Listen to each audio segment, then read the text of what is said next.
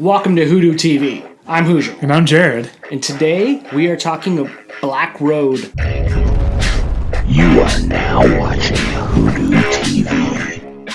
We are talking about Black Road Volume 1. This book is great. This is awesome. I really enjoyed this book. It's a title by Brian Wood.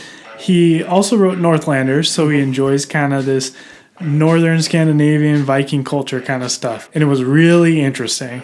Not only does he seem like he enjoys it, he is very knowledgeable about it. Absolutely. Right. He has got some very good background in this.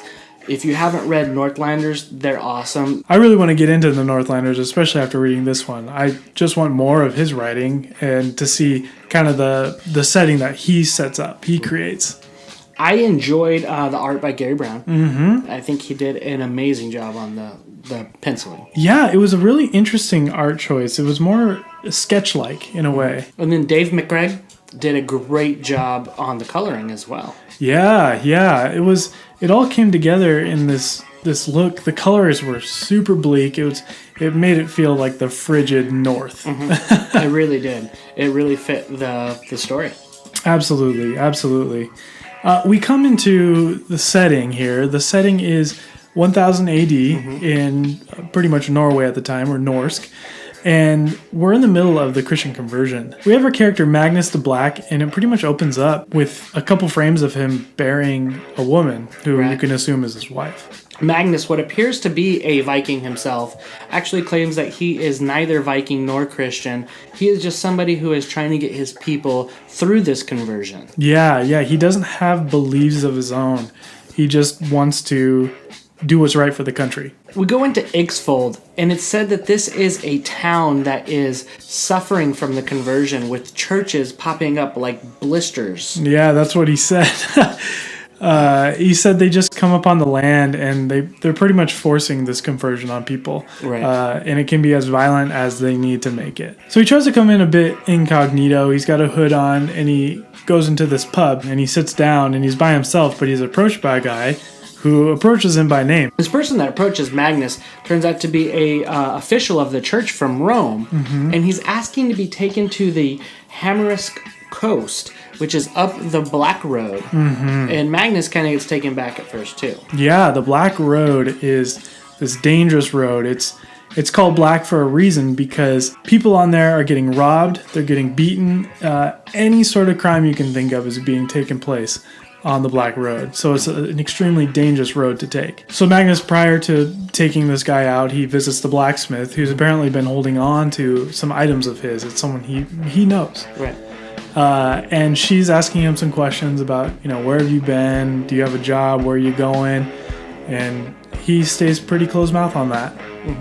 Yeah, he basically thinks that if I tell her somebody's going to follow me, something's going to happen. Yeah, he doesn't have a whole lot of trust. They're about to go on this trip, the Cardinal and Magnus, up the Black Road. Magnus tells the Cardinal about the Black Road, and the Cardinal says, "Don't worry, I have my guardian angel." Yeah, and Magnus pretty much tells him, this road is built on sorrow, sadness, pain, and misery. There are no angels here. It's just bleak. I love the way he did that. What I really notice here that I like about it is Magnus is really trying to take in this culture. He's trying to understand this Christian guy better. He's really curious. Yeah. And he's really wanting to learn. Yeah, he asks about their customs and the ceremonies that they do, especially with baptism. He's curious about what that is, and it's funny, he asks, so if I just take a bath, I could become a Christian? And the father's very patient with him, and he says, no, it's not quite like that. But he wants to learn. He really wants to understand who these people are that are coming into his country and what are they about. And he's not necessarily hostile, because he took the job to take the guy up the Black Road. In no time flat, they are attacked when they wake up the next morning, and they're overtaken, and the Christian is killed. Yeah, and Magnus ends up getting knocked out cold, and he Dragged doesn't off even... by a little girl. Yeah. This little girl drags him off, wakes him up, nurses him back to health. He seems to have some crazy dreams, though. Burning churches and the land and people chopping wood and all this. Yeah, I don't know. It was almost like this fever dream. And he wakes up, and there's this girl, and her name is Julia. And Julia informs Magnus that she is basically the guardian angel, is what the cardinal would call her. And it was her adopted father. She was once a slave for this cardinal to be a house help. Yeah. She was working in the kitchens, and the father took a liking to her and kind of ended up raising her a bit. Right. And she still wants to take off and complete this mission of going up the Black Road. And since the cardinal already paid him, Magnus warned her about the Black Road, and now that they have no horses, how long it will take. And she is game. Yeah, and what I love about Magnus is one of the first things he does is takes her to the side and says, okay, we're going to go, but first we have to fight. She's like, why? And he just says, I need to know whether you can handle yourself or not. Right. And so they do their little battle, and then she pulls out a crossbow and shoots him. Shoots him in the leg, says, you're not going to die from this. It will hurt, but it's merely a flesh wound. Yeah, and it shows her proficiency with the crossbow and how easily she can take a man as large as Magnus to his knees. Right. And it's apparent that Magnus quickly takes a liking to this girl because he immediately wants to have vengeance for her on the Christian man that was killed. We come upon this village, this Viking village, where they seem to capture one of these marauders. Right. Well, they captured the one that Magnus actually hurt. Right, that was injured and couldn't make the trek back. And they forfeit him over quite easily. Yeah, they have no reason to keep this guy. Magnus is basically trying to get some information out of this Christian, and we learn that he is from the Hamarusk coast, and the Bishop Oakenfort ordered the murder of this cardinal from Rome that was coming up there. Right, which is really interesting because you would think that the church is all one united front, but obviously that's not the case. When this all happens, Magnus is beating up the Christian, and then he asks for Julia to kill him. Yeah, he hands her his massive sword, and she takes a swing, but it's a botched job. Right. I mean, the sword is about as tall as her, and Magnus pretty much has to put him out of his misery. And then they leave the village, and Magnus is making sure that the village is not going to speak that they were there and how that goes. And the village is just insulting Magnus. They're talking about how he's not one of them. And as he walks away, they're just completely insulting him.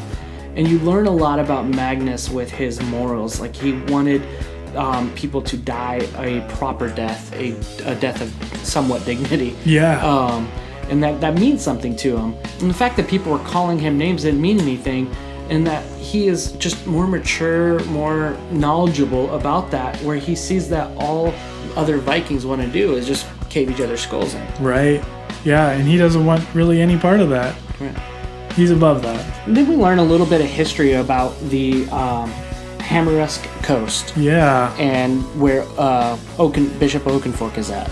And they talk about how the church was just built to be this massive building, this massive piece, to basically rise up like it's a god, kind of slap in the face to the Norse people. Yeah, it's huge. It's almost it in itself is a fort, and they've raised the land outside of it, knocked down trees. Usually that would just be about 100 yards, and it was mentioned in this book.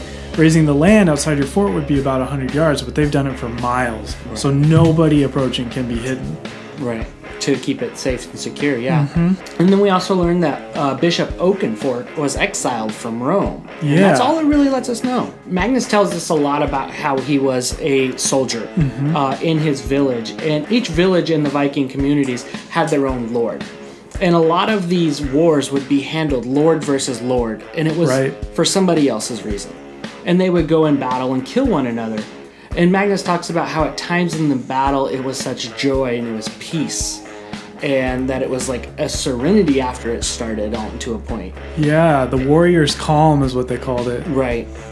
And he talked about how in this war that would happen out on the fields eventually followed Magnus home to where he was with his wife. Yeah, he said most lords and most people who fight, when they are defeated with honor.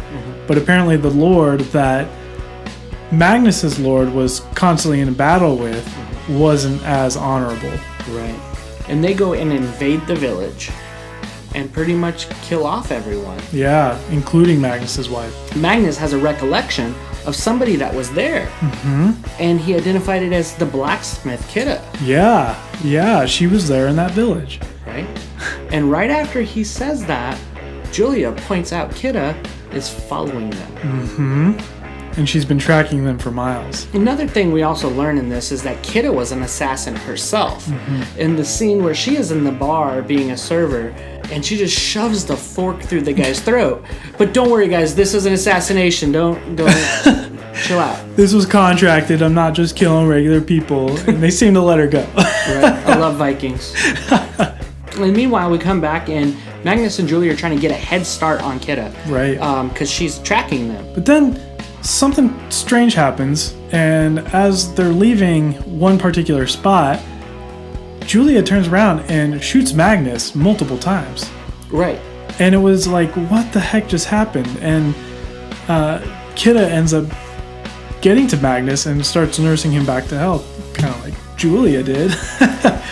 But and we learn a bit more that Julia wasn't who she said she was, or she wasn't. Her loyalties weren't where she said they lied. We do see Kidda basically nurse Magnus back to health. She cooks for him. Yeah. He shows him her Peter. That's that. And when Magnus is being nursed back to health, he kind of basically talks about how he had been a witness of seeing these Christians burn pagans alive. Yeah, it was a really disturbing scene, to be honest. It sort of turned my stomach a little bit, what they were doing. And Magnus kind of discloses that he feels like he should have done something, but that he would have just been burned alive too. And so he kind of stepped back from it. Yeah, it seemed to be something that he's struggling with. Right. All in all with this book, I think we're getting a really good character with Magnus. I really like this guy. He is a tough brute with this, seems like he's just got morals and a code. Yeah. And yeah. Absolutely. He's not just a brawny body that beats people up. As the cover of my show here, it's just him standing there. He's got an axe in his back. Picking this up, I thought it was just going to be he's just going to be chopping through towns with his axe. But that wasn't the case. He was smart. He was thoughtful. He lived by his code, as you said. And it was just a really fascinating character to read about. Right.